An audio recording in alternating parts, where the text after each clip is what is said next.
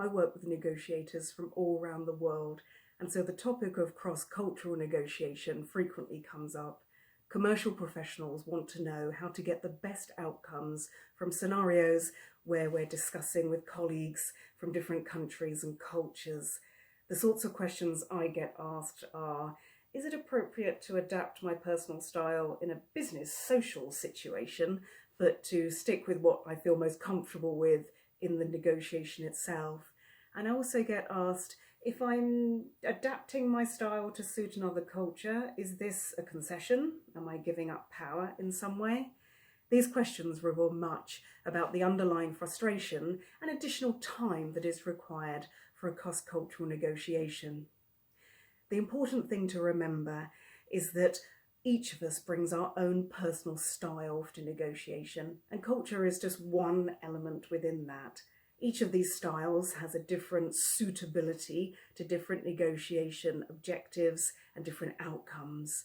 Some styles are more formal, a meticulous approach to the agenda, to timekeeping, and this will suit a discussion where you do need to ensure that everyone's voice is heard and that no details are lost. A more informal style suits to negotiations where creativity, ideas outside the box are useful, particularly when a traditional approach has created a roadblock.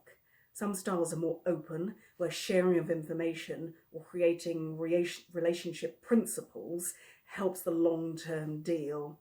Other styles are more closed, where a positional stance suits bargaining or exchange as a means of constructive moving forward.